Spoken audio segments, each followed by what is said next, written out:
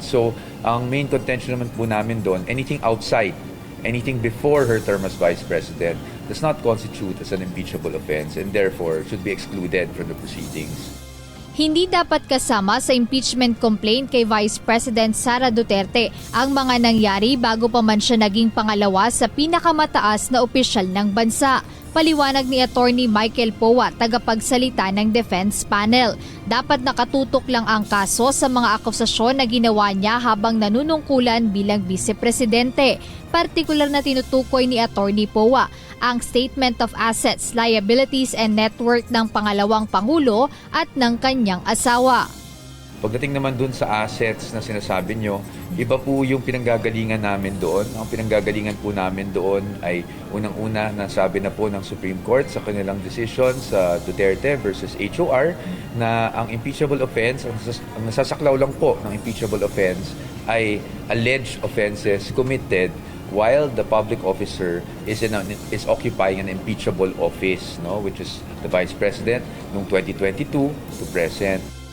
Binigyang diin ni Attorney Powa na walang kinalaman o kaugnayan sa impeachment ang mga issue kay VP Sara noong alkalde o vice-alkalde pa lamang siya ng Davao City dahil hindi pa siya isang impeachable officer sa mga panahong iyon. Ngunit para sa House Prosecution Panel, mahalagang maisama at mapag-aralan din ang mga salin nito upang makita sa kabuuan kung gaano na ang inilaki ng mga ari-arian ng pangalawang Pangulo. Ayon kay Public Prosecutor at Bicol Saraw Party List Representative Terry Ridon, may mga hindi umano na ideklara si VP Duterte sa kanyang SALN mula pa noong 2007. You cannot reach 88.5 million in 2024 without actually understanding yung pong pinagsimulan po ng 88.5 million ng 2024. So, yung pong mga relevant documents, even previous to 2022, and for SALN, it is 2007, which is the start of her public service, would provide us a picture as to yung pong kita niya bilang a public official, yung pong mga kayamanan po niya, particularly assets na nakuha over the course of these years, at yung pong mga utang na talaga pong nakasalang doon sa kanya pong SALN.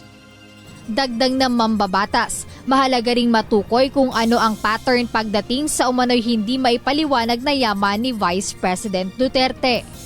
And more importantly, we would see a pattern there, particularly kung ano po yung mga hindi dinidisclose ng mga pag-aari.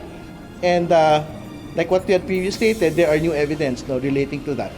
So, dalawang two-pronged yung pong impact ito pong mga bagay na ito. So, a look at the financial picture and a look as to whether there are particular line items that had been omitted from the SALN of the Vice President. So, ano yun, as an example, yung cash declarations, and secondly, yung pong firearms declarations na specific to the SALN law, kailangan pong meron disclosure.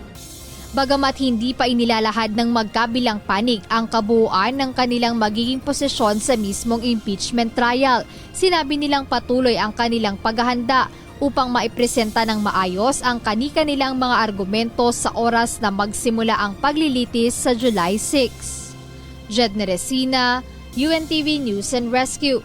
Diyos ang aming sandigan, serbisyo publiko ang aming pinahahalagahan.